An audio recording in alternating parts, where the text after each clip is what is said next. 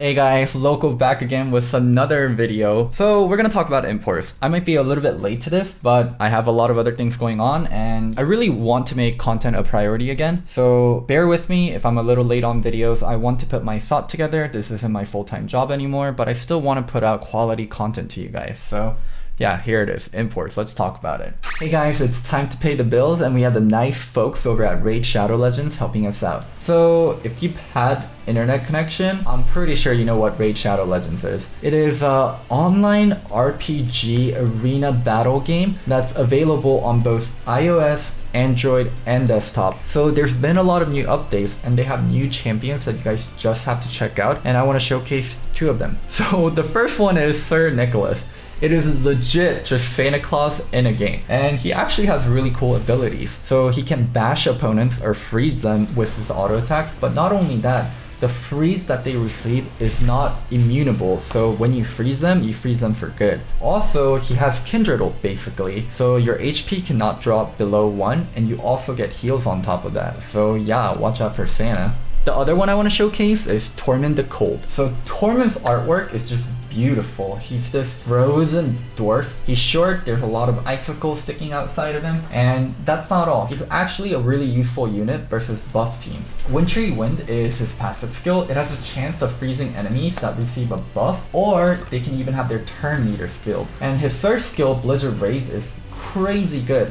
It attacks all enemies and it prevents frozen enemies from being buffed. So yeah, you can see how useful Tormund is, and he's exceptionally great at crowd control and pretty much a must-have addition to any arena team. So Raid also released their biggest update ever, Doom Tower. So it's a ginormous tower with 120 floors and full of secret challenge rooms, and there's 12 unique bosses for you to take on.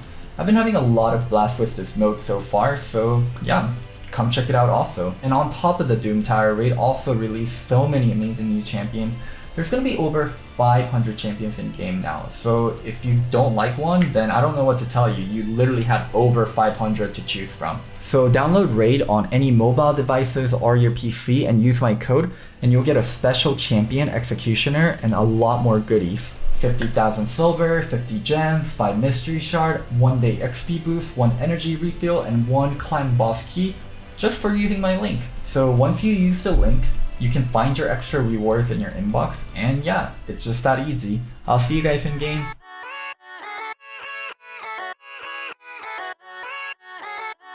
So for those of you guys that missed everything that's been going on, we'll give you a quick recap. I would say about a week or two ago, there was this whole push around media about LCS owners wanting to get rid of the import rules. And I did some digging. So they did talk internally about getting rid of some import rules. And later in the video, I'll actually tell you guys something I heard that's very interesting and that I haven't heard from anyone else. So there's this talk about LCS owners wanting to get rid of the import rules in North America. Media people found out about it and people started reporting about it. And then people started asking owners about it directly in interviews on media day and also just through social media and other means. And then this is where the drama starts, right? There's this whole underlying drama about NA not being that great of a region and us spending massive amounts of money. But on top of that, we want to get rid of the import rule. That's already dramatic enough, but that's not all, folks. NA went the additional step, and it was actually from Jack. So those of you guys that don't know who Jack is, he's the CEO and the owner of Cloud9. He's been with Cloud9 from the very start. He founded the team with High, or like sponsored the team with High, basically the beginning of true Cloud9, of the dominant North American 5-man roster, High, Lemon Nation, Sneaky, Media with Balls. That Cloud9 is starting with Jack and High and his boys. Jack's been around forever, and he's known as an owner that cares a lot about his players, cares a lot about his fans, which I still think both are true. But there's been this weird, I don't know what I want to say, like weird weakness, a weird thing that Jack likes to do. He likes to argue on Reddit. I don't know why, but on Cloud9 subreddit, there's been instances of Jack arguing with fans needlessly. There was this one time where Jensen liked a quote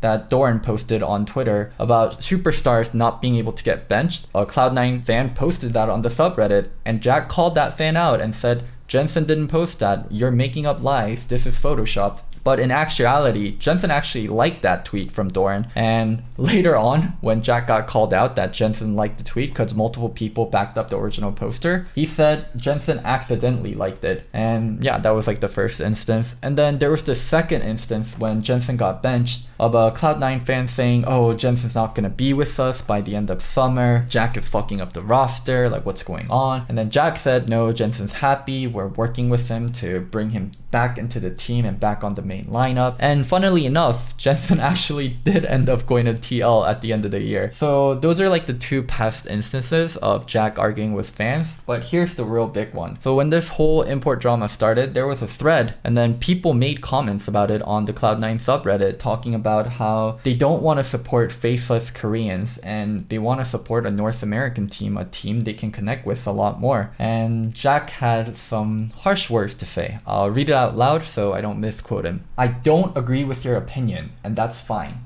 Your comment, not a bunch of Koreans, is distasteful and would be considered racist by many. I don't support xenophobic or racist comments and would like to see us elevate beyond that type of sentiment. So here's my problem with this statement. The commenter isn't really talking about things in terms of a racist or a xenophobic point of view. He's just saying he lives in North America. This guy probably grew up in North America.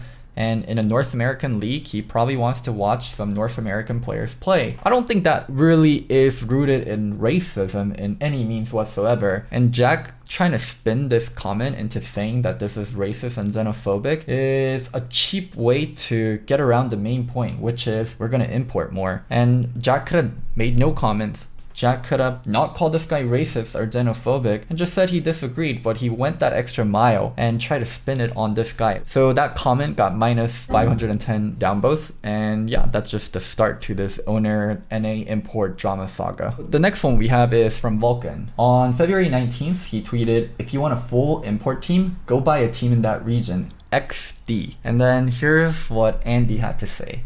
So here's the thing about Andy, and I know a lot of people are going to give him shit after these tweets, and he did end up apologizing, and we're going to look at the apology also. But Andy is someone, how to put it, he wants the best for people for sure. At least with my experience, he just cannot help himself and make comments sometimes. So I think this was an instance of this. I don't think Andy really meant that much harm with it, but anyways, here's the comment. Ignorant tweet. If every LCS team left the LCS, you'll be out of a job, buddy, and probably paid minimum. So here's the thing. Andy backtracks later on and in his apology says he meant minimum as in like minimum for LCS, not minimum wage. But you're saying he's going to be out of a job. So he's going to be out of a job in LCS and still be paid LCS minimum wage? No, the thing that was implied here was, Vulcan, you're going to be working at a McDonald's and flipping burgers if you don't have a job in LCS. And people have talked about this a lot, and why this comment is so outrageous is it's not easy to be a pro player. It really truly isn't. I think it's easy to be like a diamond level gamer if all you do from like teenage years to early 20s is play video game 24/7, but the barrier to entry for pro gamers is extremely low, right? All you need is a decent computer and internet, and you can compete and try to be a pro gamer. You don't have to go to college. There isn't like a license that you need to get. Literally anyone with a computer and good internet connection can strive at being a pro gamer. And that's why we have so much dirt to riches story, because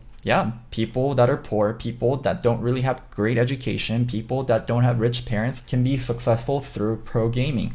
But that also means the competition is extremely, extremely tough, even in North America. So for a player like Vulcan, who went from Scouting Grounds to Clutch to Dignitas to C9 really quickly and shown great results, I think he'd be successful even if he wasn't a pro gamer. Yeah, it's really out of pocket for Andy to say, without me, you're gonna be working in a McDonald's, buddy. That's pretty much what Andy's saying with his tweet. So it got a lot of backlash, and as the kids like to say, he got ratioed. And pretty much everyone in the community came out and trashed him. It was actually hilarious. Clayton, Captain Flowers, this tweet went 0-6. Christian Rivera, I will dominate. Vulcan definitely good enough to get a job in another region without LCS though. Dash with all the question mark. Mark, yeah, so instead let's push for a change that seemingly no one is on board with to kill the NA scene so no one has jobs.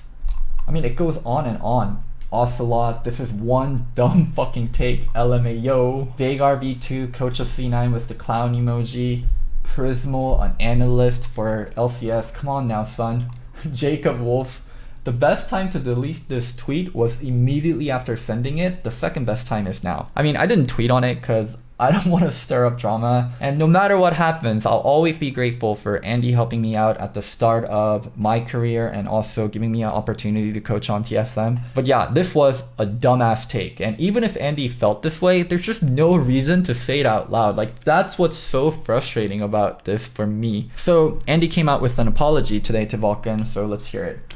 Spoke to Vulcan Law and apologized for my tweet. I want to clarify that I meant LCS minimum 75k and will post something longer to explain my thoughts. Glad that we talked it through and he didn't take it personally. I'll be more thoughtful moving forward and learn from this. Well, Andy, you said he'd be out of a job and paid minimum, so how can you mean minimum as an LCS minimum when you said he'll be out of a job? But that aside, I think this apology is good, at least it's the start. Here's the thing about online apologies though. Andy's the owner of a huge company, he's the face of that company, he needs to have good PR, so even if he absolutely still believes in what he says, he should still make a comment like this. Even if he's very, very regretful, if he really wants to take back what he said and make right, he should still make a comment like this. Yeah, public apologies are just, they're dog shit. And I'm not saying Andy's apology is dog shit. I'm just saying in this day and age, as a public facing figure, you need to keep your image squeaky clean, especially for someone like Andy. So yeah,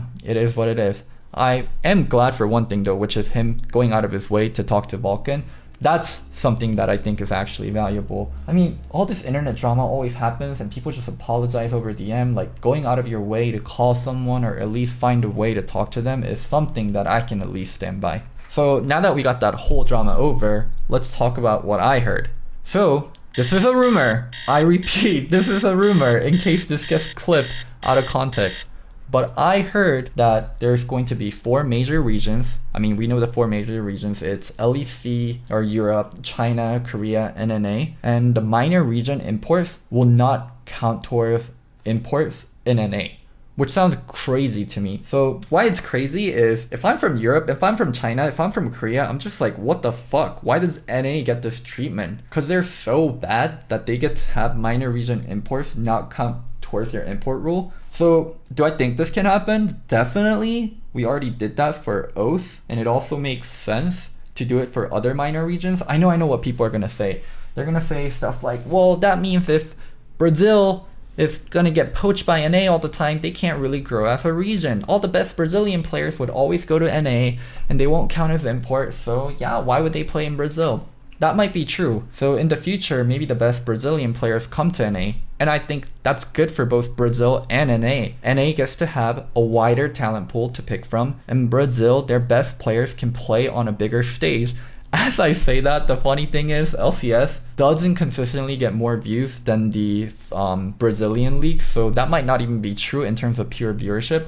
But I'm sure they'll be paid more money playing in NA. And also the teams that are kind of growing these Brazilian players will also get paid a very nice sum when they get bought out, right? So I don't think it's a terrible thing at all. I heard it from a really good source, but the thing that bothers me is, yeah, why would the European teams, the Chinese teams, Korean teams allow this? So the only way I can see this happening in the future is if it's not just for NA, but if it's for the entire global scene, where you have 4 defined major regions, and then you have minor regions, and any player from minor regions, they can declare a major region as their home region. Let's say you're from Turkey, and instead of having like Turkey minor import status, you can have minor import status plus a European status. So if you played in Europe, you wouldn't count as an import, but for some reason, if you came and played in NA, you would count as an import. So yeah, I don't know how this rule will pass. And the rumor I heard is this is one of the things that they're considering and that will get done. So there it is. I have something for you guys. And to cap this video off, I kind of want to give my thoughts on imports in general and how they play into the scene and whether I think it's good or not. Here's my real big thought.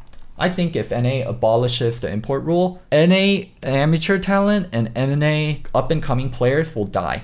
there will not be another NA talent for a very long time to come. Already, the biggest problem with NA is our pipeline. Think of it this way. You are a challenger player in Korea. What's your steps to being a pro? If you're a challenger player in Korea, you'll actually get a lot of recognition, and Korean teams have a lot of academy, a lot of scouts, so you'll most likely get sent a friend request from someone, you'll accept that friend request, and they'll talk to you. And you might even get multiple offers if you're consistently high up in Challenger. So your path looks something like Challenger player into Academy player, or trainee player into B team player into LCK.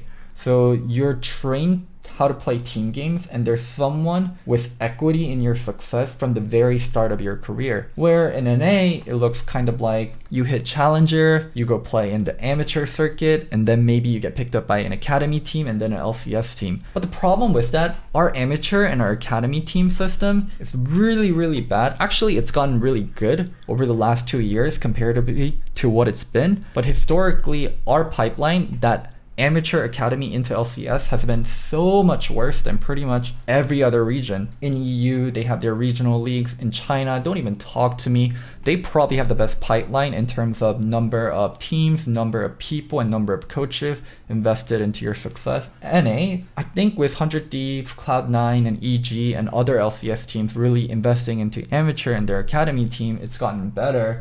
But it was really honestly dog shit and probably the worst in the world. And I don't think it's a coincidence to me at all that players like Blabber, players like Vulcan came through scouting grounds, because without scouting grounds, it was really hard for these players to get discovered and really have NA teams take a look at them and even get picked up. Just imagine a world without scouting grounds. Like the kind of path that Blabber and Vulcan would have had to take, maybe they don't end up on Cloud9. Maybe they don't end up being the players they are today. And yeah, that's our biggest problem. Our pipeline is so garbage. And I know this is what people are going to tell me. It's because there's so much imports taking up slot. It's because we have the least amount of players. Sure, we have the least amount of players out of all the major regions, but that's not a short-term fixed problem. So we can just sit here and be in our echo chamber. We have the least players, so we'll always be a garbage region. They always have more population, more players to pick from, so they'll always be better. Or we can actually start solving the problem. I do think having less of a player base is a problem, but it's not the end of it. But our system is so bad, I think it's so unfair for NA teams or anyone in NA to really complain about the player pool when it's the system that's the primary problem. So yeah, that's my overall thoughts on import situation. I hope you guys enjoyed the video, and don't forget to like, subscribe, and comment. Oh, I did have one more thing to say. I'm not crazy, I'm just loco. Yeah, bye. Yeah, let's go. I ain't the first with the curse, with the thirst that I wanna be better, not worse, man, it hurts. I'm on this earth with my words, and I put them all together, insert, cause I wanna have worth. Working hella hard till they put me in the dirt. Gonna go far, man, listen to my words.